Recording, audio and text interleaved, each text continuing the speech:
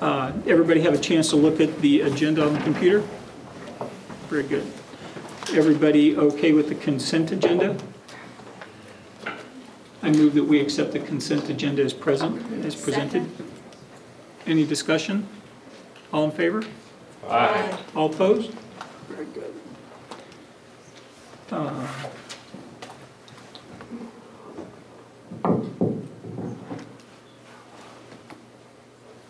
So, anybody want to speak, Danielle? No? Greg, your turn. Yes. Thank you for the cookies, by the way. You're welcome. Congratulations. Well, that was quick getting to my part on the agenda. I didn't expect it would arrive that quickly, but I handed out a updated financing analysis and thought it might be helpful to walk you through where we're at in terms of interest rates and updated calculations on your successful bond election. And as I started pulling together information for the meeting this evening, is this on? Not sure. Read that. Is that better? That's okay. Better. Great. As I started pulling together information for the meeting this evening, I was looking back to our early calculations and some of the preliminary analyses we shared with you over the summer as you were getting ready to call the bond election, and then information we shared with the community in regards to the bond election campaign. And it was interesting at some of the key points that went into that original financing plan included the 41% state aid. We had used an average interest rate of 4.3%. We had a 25-year repayment of the bond issue. We had a mill levy, projected mill levy that would be stable throughout the life of the bond issue at 21.5 mils, which represented an increase of about 11.6 mils from your current levy. And obviously we tried to be fairly close in terms of interest rates, but uncertain as to what would happen to interest rates as you got closer to selling the bonds and after the election. And so we were a little bit conservative on interest rate, but not a lot. And what has happened since then is we've watched interest rates continue to come down in recent weeks. And as of last Friday, we set a all-time record low for tax-exempt interest rates on municipal bonds, as evidenced by that bond buyer index that I shared with you before. It's interesting that we broke the record low set on Friday, broke the record low that was set in August, which broke the record low that was set in February, but then going back before that, that record low had held since the mid-1960s. So we've been in a low interest rate environment throughout 2012, some fluctuation throughout the year, but where we stand today is that we're at that new all-time record low. And you'll see that reflected in our calculations and the interest rates, and it puts you in a very favorable position in terms of selling the bonds. And the other factor that we had discussed with you when we were calling the election and shared the importance of this program with you is that state aid program. And the 41% state aid is a very important factor in keeping the mill levy lower. And that is something that we would not want to lose. And we've continued to monitor discussion in Topeka. Right now, there is not any proposed legislation for this upcoming session that would eliminate that, but it's probably too early to tell whether that will be advanced or not. I think our fear is that it was advanced this last legislative session, did not pass, but may be considered again. And again, that's just speculation on our part. It's something that we have a concern about and we'd be watching closely for you. So if you don't mind, I'll walk you through the analysis that we brought this evening, and if you'll turn to that black book that I've shared with you. The first page inside of the cover page is the interest rate graph. I believe this analysis should be the same analysis that was shared with you in your board docs packet as well. The interest rate graph, again, you'll notice it shows that decline in interest rates that we've had over a 25-year period, where we're currently in a position where rates have been higher 100% of the time since 1987, and again, we've been carrying that back further to the mid-1960s. I know we shared that graph with you before, and but you might like seeing then if you'll turn to tab 1, and walk you through our updated calculations on the bond issue. And as we were working to update our calculations and thinking about the goals of this plan of finance for the district and what would be important to us and what we think would be important to you, some of the items that really stood out on our end for being in a position to lock in favorable interest rates is obviously important. Putting the district in a position where you preserve the ability to receive that 41% state aid for the life of the issue is very important. But then also maximizing the funds available for construction.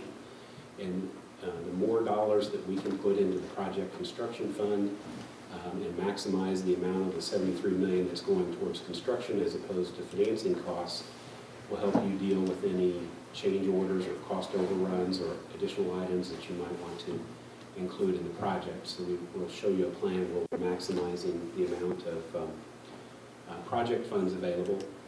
But then also, if we're able to generate through the sale of the bonds a reoffering premium that allows us to make an initial cash contribution into your Code 62 bond and interest fund, that gives you that much more flexibility to hold the mill levy down.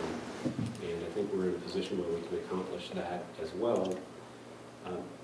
And with that reoffering premium going into the bond and interest fund and lower interest rates, putting the district in a position where you can, at a minimum, maintain that 21.5 mils for the life of the issue, but also put you in a position where you might be able to set that mill levy lower than what was represented during the bond election campaign. I know when we worked with you on the prior bond election, that was important, and we're very pleased with the results of that issue and being able to set the mill levy at 14.2 mils or lower, and it's come down to the 9 mil range. But now we view it as equally as important to make sure that we put you in a position where you can be at or below that 21.5 mils as you finalize this bond issue. And then, as you may recall, it was about this time last year we helped you with the refinancing of the bond issue.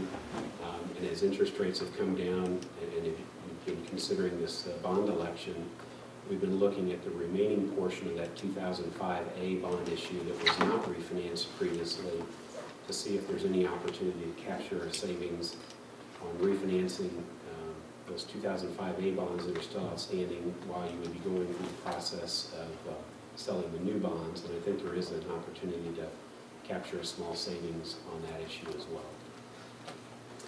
So if you'll turn to the first set of numbers behind tab 1, this is the page labeled sources and uses of funds. This is where we break down the funds that would be available to the district for proceeds from the sale of the bonds, and then how those dollars would be allocated or spent. And you'll notice we have 3 columns in that report. The total column shows the combination of both the refinancing portion and the new money portion. The new money portion is the amount of bonds that were authorized by voters at the recent election, the $73 million. And then the refinancing portion is about $5.8 million. And I'll walk you through the savings that would occur as a result of that refinancing portion. But then you'll notice, in addition to the $73 million, there's a sizable reoffering premium.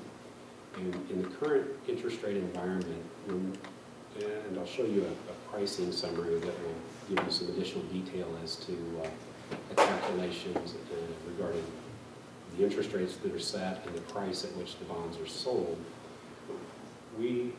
Our goal is to structure the bonds in a manner that we deliver the lowest yield or rate of return to the investors, which then translates to a lower borrowing cost for the district.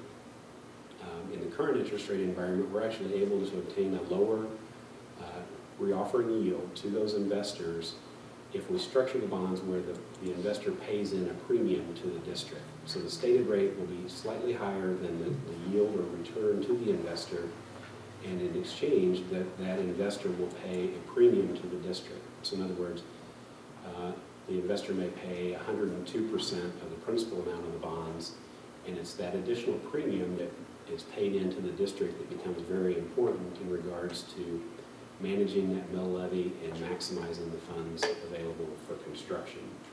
So if you look down below, the uses of funds where we have project fund, here you have $73 million in bonds that were authorized by the voters.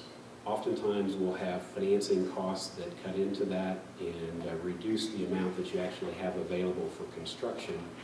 Here with that reoffering premium, we're able to use that to first cover all of the financing costs, then second, maximize the amount going into the project fund. And so you'd have a full $73 million going into the project fund, and then we actually would have some money left over. And that reoffering premium may move around slightly as interest rates would be finalized, but we expect that it's going to, at a minimum, cover financing costs, maximize the amount going into the project fund, and then we should have a sizable amount that we're able to use as that initial deposit into the bond and interest fund. And it's that initial cash balance, or growing that cash balance in the bond and interest fund, that will be very helpful for the district in terms of stabilizing the mill levy and putting you in a position that if you should have some surprise regarding assessed valuation or loss of a major taxpayer, it doesn't immediately result in an increase in that mill levy. So you can see there on the uses of funds, we have $73 million going into the project fund, about $6.3 million going into the escrow fund, and that refinances the portion of the 2005A bonds that I had referenced.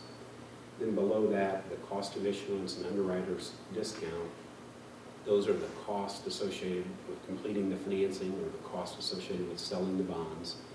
And so all of those costs would be paid for out of the proceeds of the issue, and primarily the premium from the bond issue. And then the bottom line item there, we would have about $4.5 million going into the bond and interest fund.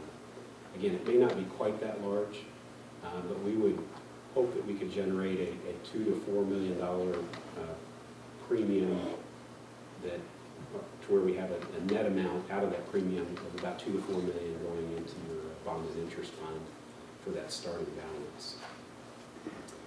The next page, and actually the next two pages, show some detail as to what I referenced earlier about some bonds being sold at a premium and some bonds being sold at a slight discount. And this is where we would be working with our municipal bond trading desk.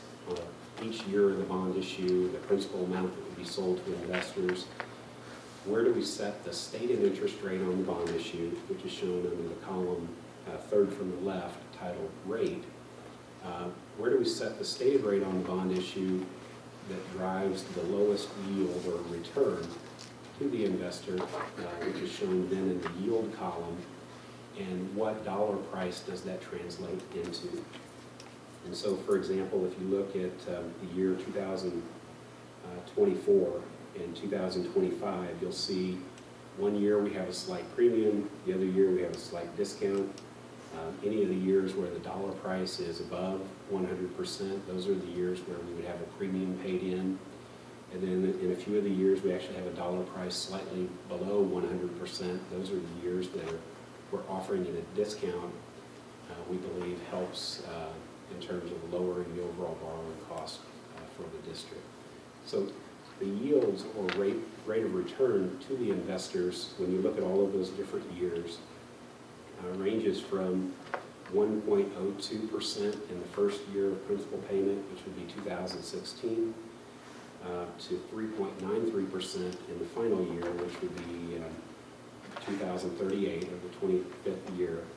And it's the combination of those interest rates that gives us an average borrowing cost of 3.87, which again compares very favorably to the interest rate we used calling the bond election of 4.3%. So you can see we're down about 0.43% in terms of the average interest rate compared to when we called the election to where we're at right now. If you turn back to the following pages, there's one labeled Bond Debt Service. It's actually on the following page there. This shows more of a summary. It shows the annual payments. Interest would be paid semi-annually. Bond principal would be paid once per year on on September 1st of each year, same as your current bond issues are set up. And we would have principal payments going out through the 25th year. We actually, you'll notice there's a few years where we have smaller amounts of principal, and what we're doing there is trying to structure the new bonds around your outstanding bonds to where we can maintain that stable mill levy throughout the life of the issue. The following page, this is where we break out just that refinancing portion that I had mentioned to you, the refinancing of the 2005 A bonds that have not been refinanced before and are still outstanding. It would consist of the years through 2019, and we have a total savings of about $194,000. You'll notice there's a few years where we have loss or negative brackets, and that's intentional because what we're looking at is, as we're refinancing the 2005 A bonds, we want to make sure that your payment schedule coupled with that initial deposit into the bond and interest fund, that we're putting you in a position where we don't have any year where we have a jump in a payment or a larger payment that may put pressure on that mill levy. So to a certain extent, the refinancing of the 2005 A bonds, it allows for a minor restructuring, which helps us layer in the new bonds and maintain that mill levy. But at the same time, we are locking in a savings of about $194,000.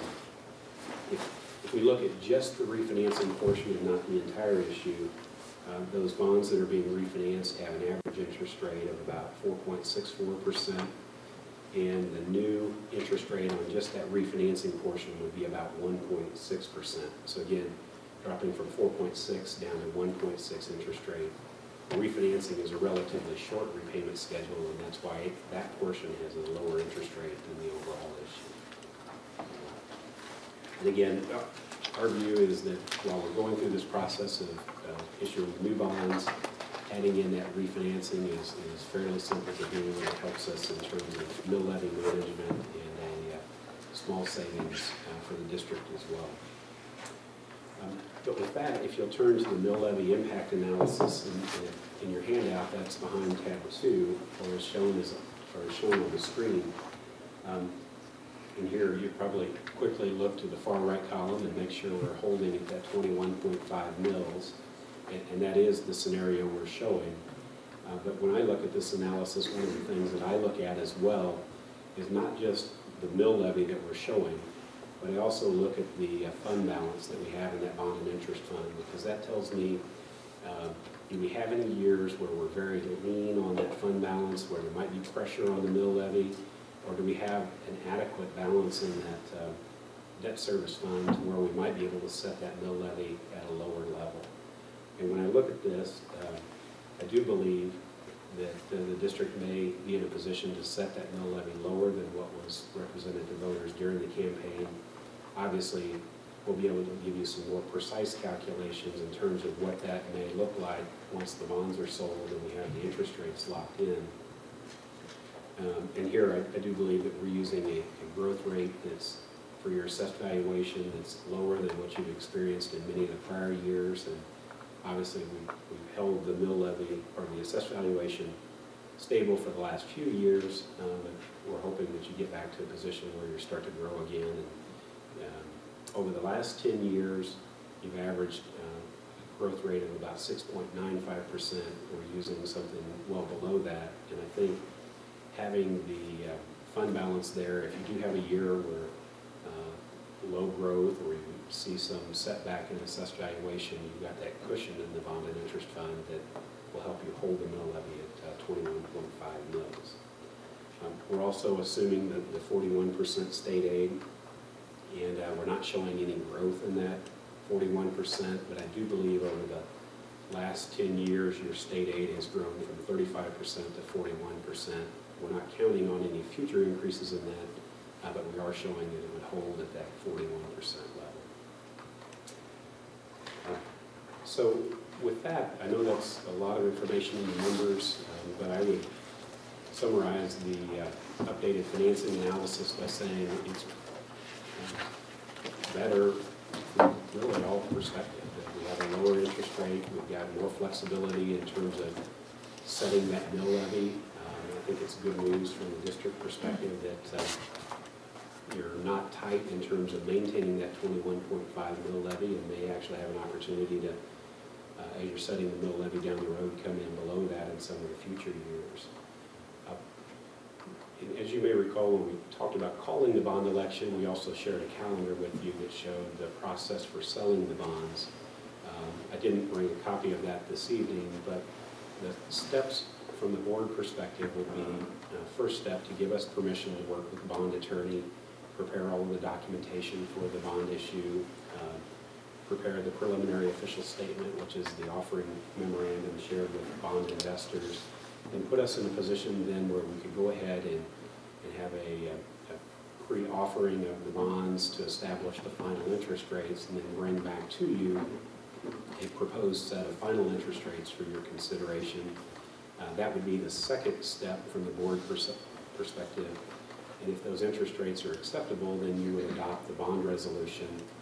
The bond resolution would be the binding action on part of the board that would lock in the final interest rates, lock in the final amounts and all of the terms and details associated with the bond issue, and then put us in a position where 2 or 3 weeks after that, it's simply a closing process on our end to take care of some of the paperwork.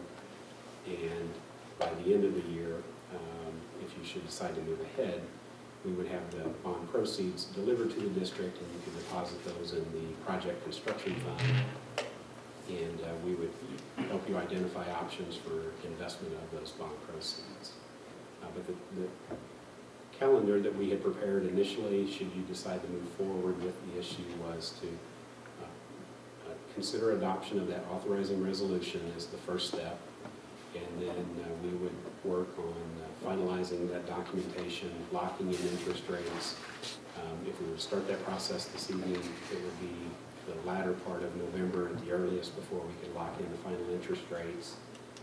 And then bring back to you at the December 10th board meeting, assuming that that would be your next scheduled board meeting, the final results for your consideration, and have that bond resolution prepared.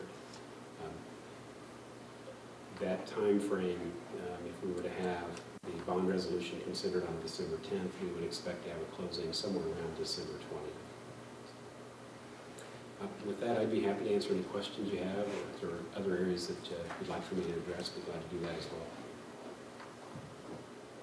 Any questions for Greg?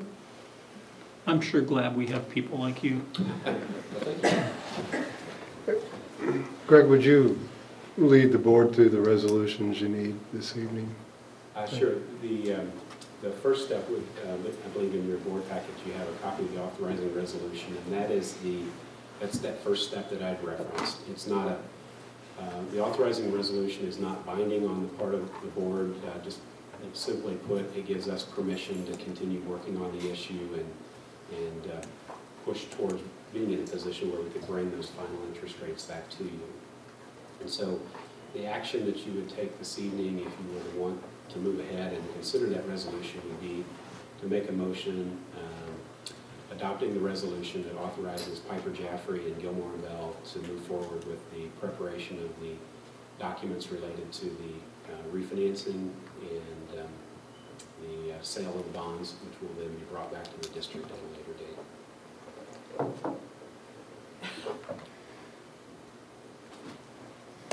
Any questions? I move that we adopt the authorizing resolution to allow Piper Jaffray to proceed with the refinancing portion and preparation of documents for the sale of bonds for our recent bond issue. We need Gilmore and Bell. Yeah, And your partners. yeah, right. Yes, that's fine. That covers it. Second. Any further discussion? All in favor? Aye. All opposed? Very good. Very good. Thank you very much. Thank you, Greg. Congratulations again. Thank you. I move that we amend our agenda to allow Mr. Long, who is at 7.2, to follow Greg so he can have the rest of his evening.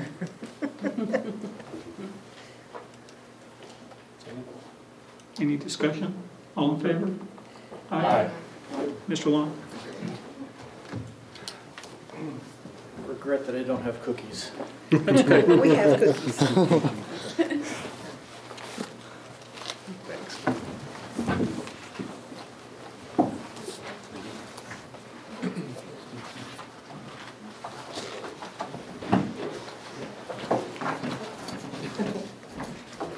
My name is Jim Long. I'm with Long CPAs, and my friend came out and did the audit for the June 30th, 12 fiscal year. And we look past that loose page as far as the independent auditor's report.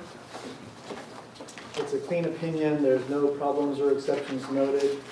These financial statements are in compliance with the Kansas Municipal Audit Guide. The federal compliance testing revealed no problems either.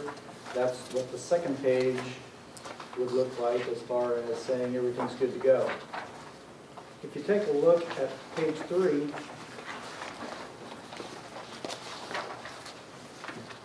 this is an overview of last year, and down the left-hand side are the funds. The first column is the beginning balances of each of those funds at July 1 of 11. The receipts and disbursements for all the funds and the ending balances. Up there at the top is negative cash for the general fund. That's because the state doesn't want to give you their money until July, so that amount came through July 7th. Same way with the supplemental general, not near as big of money. And then down in the lower right-hand corner, shows you where that money's kept.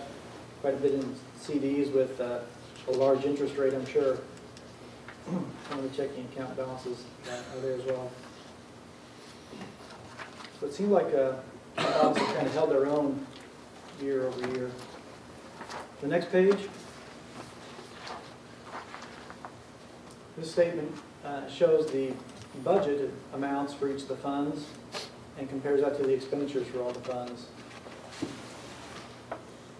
And what's important on this one is the top line as far as the general fund goes. That 0 right there, that means everything's been either used or transferred to another fund to be used in the future. No money's going back to the state, and that's a good thing. And also the 0 in the supplemental general fund, that means everything's been spent for that as well, or transferred to other funds. All the other budgets are being held in accordance with provision. Next, page 5. This begins several pages of budget and actual comparisons between all the funds. Actual is the first column, budget's the second. For the general fund there, again, the important thing is the balance at the right-hand column for the expenditures is 0. That means everything was either spent or transferred to other funds.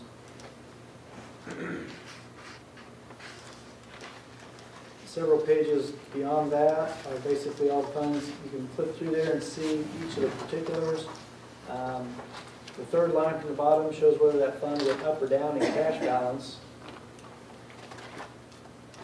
But again, there's no problems. For instance, on page 11, the capital outlay. Since that's a tax levy fund, you can see the taxes collected up at the top. Some transfer in, some expenditures out. But down at the bottom, you can see the balance in the fund as of June 30.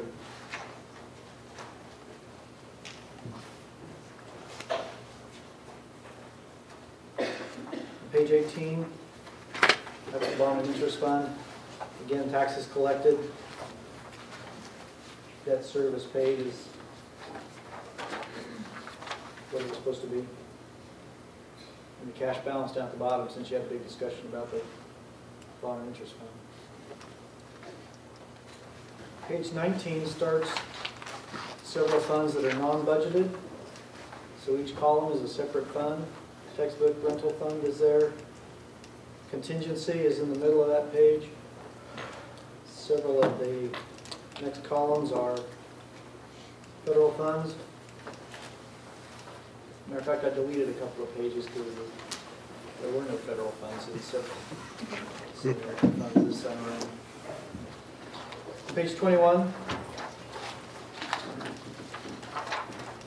Some money is held out at the schools, and this is where those monies are documented. Again, on the left-hand side, the high school is listed as far as activity funds. Each particular organization has a balance listed with it, beginning cash balance, the ins and the out disbursements, and the ending balance. Kind of gives you an idea of how much money flows through each of those particular funds at those sites. Page 22 is a continuation of that for the middle school. Page 23 lists district activity funds. So some amounts of monies are held out at the site, but they are more district related as opposed to organizational type, and that's where these are listed. And you can see the beginning cash balances, how much came in there. Disbursement, how much was at the end of any balance. Notes to the financial statements are narrative description of policies and procedures. On page 30, note 5, compliance with Kansas statutes. We noted no violations of Kansas statutes. On page 31, on note 7 there, kind of shows that a lot of money goes into the general fund. I've mentioned that several of those amounts were transferred out to other funds. This shows how much went into the general or supplemental general, and which funds it went to.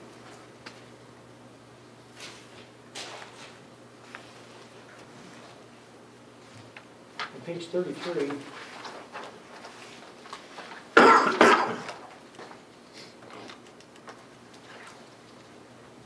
we record the July money in June when it's supposed to, and the prior July money in June when it's supposed to. It looks like this. And if you scroll down just a little bit further, you'll see that the expenditures are still matching up with the budget, and the cash balance is 0. And the state likes that. And the next page is the supplemental general fund. It's got a little bit more value back here because those monies, again, are posted in the correct periods. Page 35.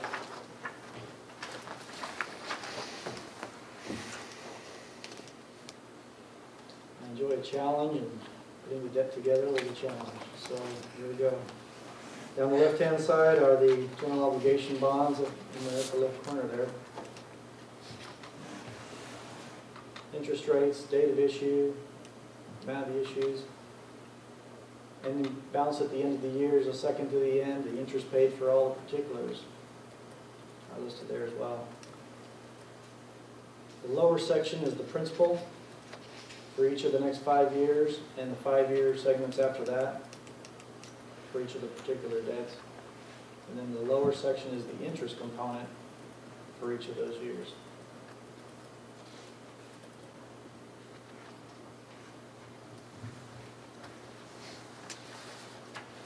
Next couple of reports are federal compliance reports. There's no problems or exceptions in any of those reporting items either.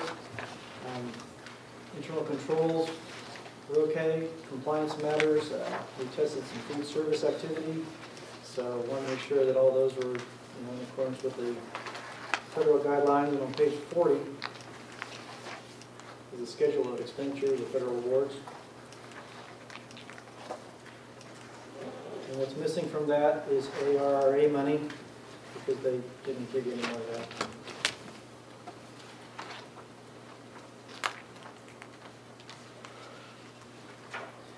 Other couple pages are schedule of findings and question cost. No findings or question costs noted.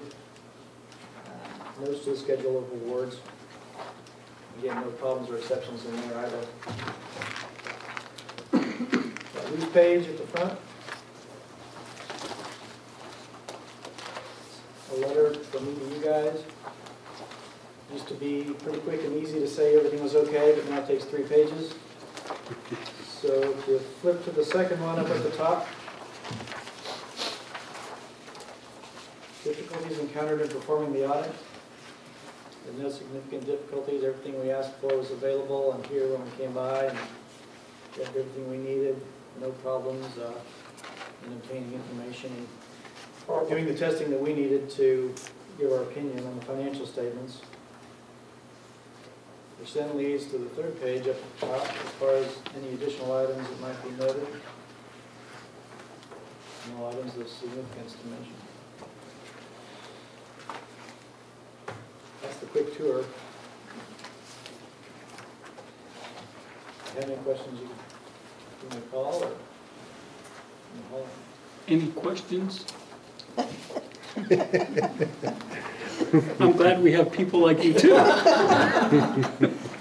Even without cookies, huh? Even without cookies. Fair enough. Thank you, Mr. Long. Thank you. All right, moving on. Item 5, maintenance report and... Need a motion to accept the audit. Oh, I'm sorry. Did you make a motion? Jim, well, we're doing a motion to accept the audit too, just so you know. Okay. Yeah. I make a motion to accept the audit as presented. Second. Any discussion or questions? All in favor? Aye. All opposed? Very good. Sorry about that. No. All right, item 5, maintenance report and technology report. Any questions for Randy on those? Those are kind of informational. Curriculum and instruction, any question for our administrators on the administrative reports they submitted? All righty. Dan, you are up.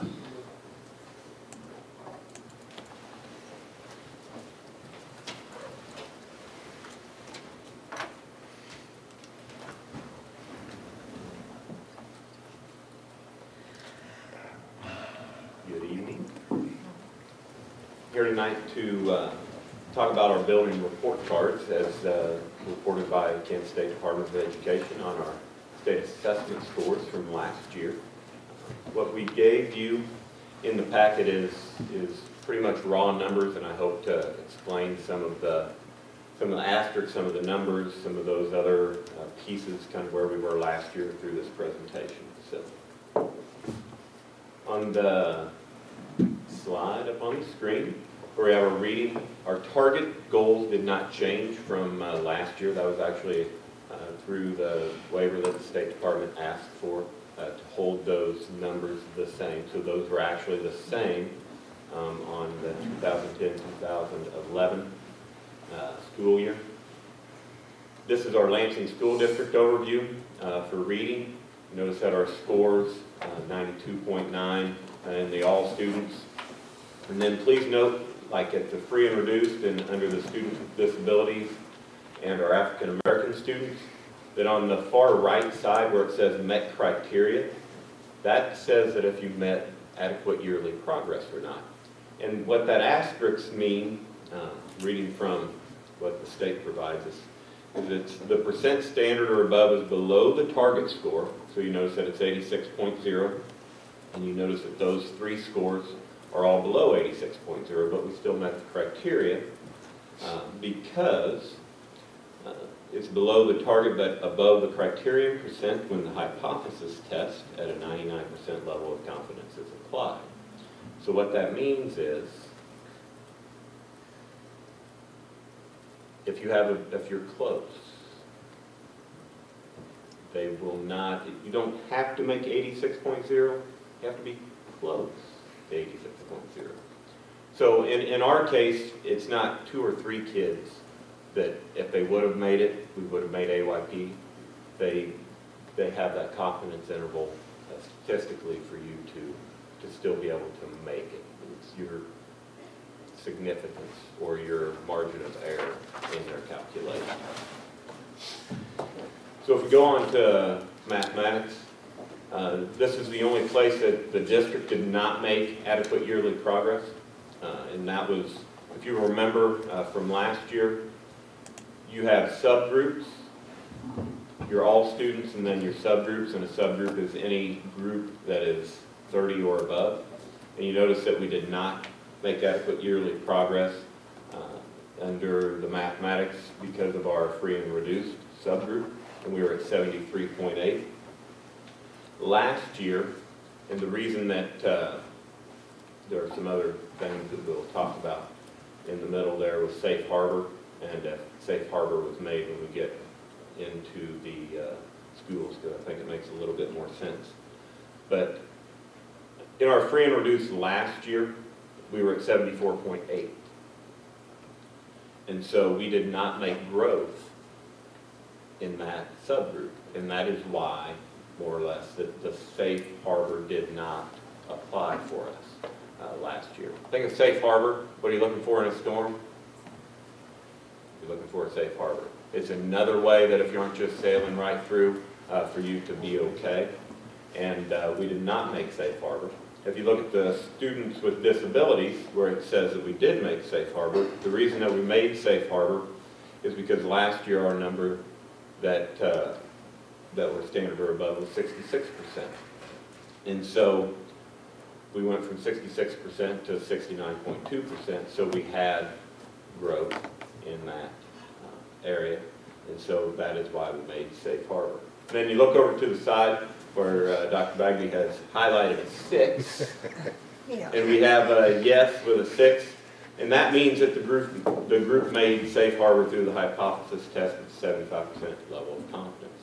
So we had enough growth of students that went a standard or above in that subgroup in order to make safe harbor. That's what the yes with the 6 means. The yes with the asterisk, once again, is a 99% confidence interval. Some of the other numbers there that I think that are important to mention for the school district is our African American students were 71.4 last year, and we went to 75.6. We had a 4% growth there. Our Hispanic students, 78.4, and we went to 83.2. So there is growth. It just wasn't in one subgroup, once again, for the school district. We'll go on to the high school. One thing that's nice for the high school, you notice that we don't have near as many subgroups for our high school students, and that is because we only test one grade at the high school. All of the other buildings that you'll see are an aggregate for example, 6th, 7th, and 8th in that building, or the 3, 4, 5 for the elementary. Something to note under that one is our free and reduced. Notice that we have a yes with an asterisk and a 2. And so the 2 actually, sorry, I do have to refer to my notes on that, is percent standard or above is below the target, but above the criterion percent when a hypothesis test at 99% level of confidence is applied. And this year's participation rate was below 95%, but the average across 2 years was at or above. So that is something else that we have to notice, that all of our participation rates, you have to make sure that those are above 95%, or you'll never make safe harbor. More or less, you don't get to pick and choose which students we give the test to in this case. We go on to the high school under mathematics. In the all students, last year was 89.3, and we raised that to 94.2, which I think is very good growth for us when you start to jump. The other thing that I think you really need to give kudos to the high school math curriculum folks is they made AYP in an area that many, many, many schools do not make AYP, and that is the mathematics test at the high school. And I think that really, we need to really give them applause for that. It's not easy having a math degree and remembering that many, many days that math was a struggle for many students, and I really think we need to applaud them for that.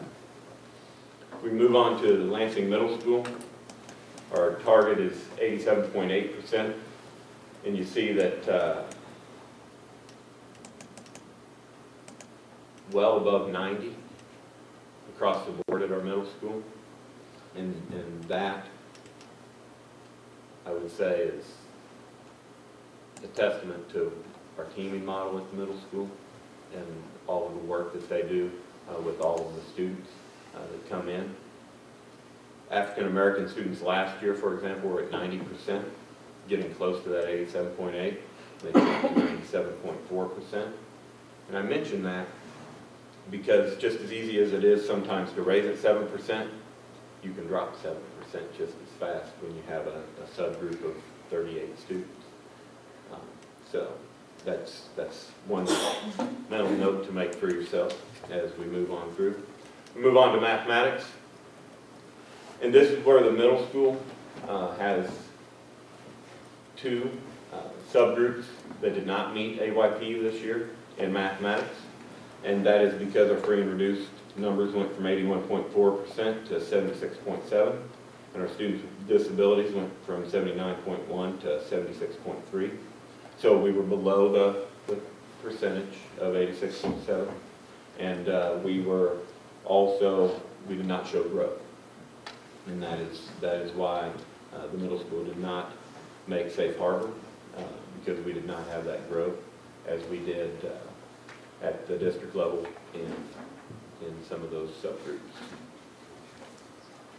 Likewise, in the elementary school, our reading target of 87.8, and you see that we have two not met criteria there, and we went from 81.8 to a 75.8 in free and reduced. Once again, subgroup that is not entirely large. You have quite a few students of 153, but it's still that 6-point drop is not a lot of kids, but it's still a 6-point drop. And our students with disabilities went from 75.3 to 72.3. I would like to note, though, that under the African American students, we went from 69.4 to 72.2, and so that percent actually raised, which is a good thing at our elementary school. The other thing that I think is worth noting is that last year's elementary school was on improvement because of their mathematics scores, and not because of their reading scores. And so sometimes you focus a lot of your efforts on one subject, and sometimes you forget that there's a whole lot of other things that need to happen also. And so that is one thing that, as we talk about MTSS and we talk about some of the other things that we have going in the district to keep in mind. It's also a good note for us to remember sometimes that just because, don't take for granted that you worked really hard to get to where you're at on the things that you did really good at. And you can never really forget that. If we move on to mathematics, and like I said, we were on improvement last year in math, and you notice that they've made AYP in mathematics this year, and that was with growth across all subgroups with the multiracial subgroup, and that was the all students moving from 79.5 to 81.8, the free and reduced moving from 67.1 to 68.6, students with disabilities 56.8 to 62.7, African American students from 63.9 to 66.7, 9% growth, or an 8.9% growth in the Hispanic students. We're at 67.4 and we moved to 76.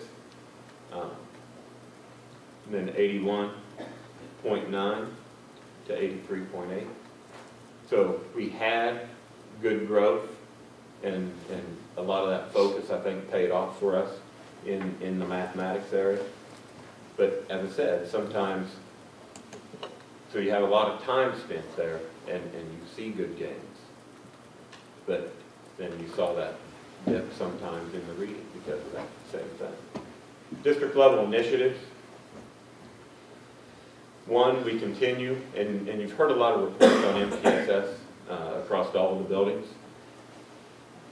And I think that that's where you start to see our subgroups in that growth that we're making in those subgroups pay off with the multi-tiered system of support.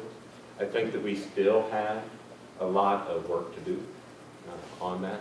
We're pretty much in year 2 across the board in implementation, and you really start to see growth and gains after that third year and fourth year and fifth year, where you no longer, it's not a change, it's now something that you do, it's ingrained into your being, and I think that you'll really start to see that. The other thing is curriculum alignment, and I believe you'll be hearing a report on that in the coming months.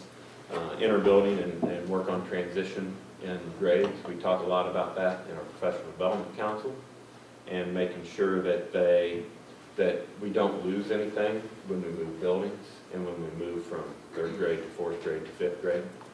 Elementary schools spend a lot of time on the professional learning communities and making sure that those are working well. Also, middle school has had PLCs now for many years, and I think that's why you see those scores continue to stay high. We also sent high school teachers to PLC training this last summer, so we continue to do that. One thing that you'll hear a lot coming up is Common Core training and curriculum alignment. These tests are going away, as we know. Everyone at the state will say that if you're really focusing on these test scores, that you're about 2.5 years behind. I still get to stand up and report these, but it's not what we need to be focusing on. As Mr. Dyke said at a conference last week in Wichita, we can't exactly tell you what the tests are going to look like. So what you need to do is focus on instruction, because instruction won't change. You're still going to instruct students. And so I think that's something that we really need to think about in our district also. The other piece, as the Schroeder shared with me today, we have a co-teaching initiative where we have 39 co-teachers as a service delivery model in our district. We have 39 teachers participating. You heard about that last month. I think that as we continue with that, you'll also see our scores in our special education area continue to rise as those students are receiving all of the instruction that they need. The last part, that's a safe harbor piece that I threw in just to make sure. Before we get to questions, I think it's also important that you hear, even though sometimes you don't make AYP, as Carrie and Steve and Vicki all presented to you earlier on, is that we still made the building standard of excellence. Building wide at the high school, building wide at the middle school in reading, building wide in mathematics, building wide in science at the middle school, building wide in history and government at the middle school. And so you should be asking yourself, how can that happen? You don't make AYP, but you're still a building standard of excellence. And building standard of excellence is only based on your all students category. And so that's why I remember having questions about what do we do for the large masses of kids. And we continue to educate them very well in Lansing. You see that with the building standard of excellence, where we continue to focus there. We also need and continue to focus on our subgroups. Not specifically, we aren't picking children out because of the subgroups they're in and giving them extra help. We do that through our MTSS process for all of our students that need that extra help. I think that's important to hear to end before I have some questions, because we continue to do a good job with educating students. Now we can go to the question side. Dr. Baker?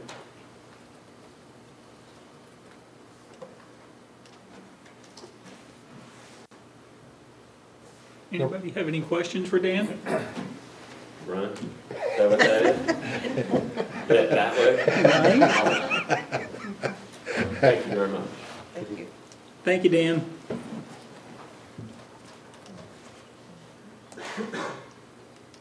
All righty.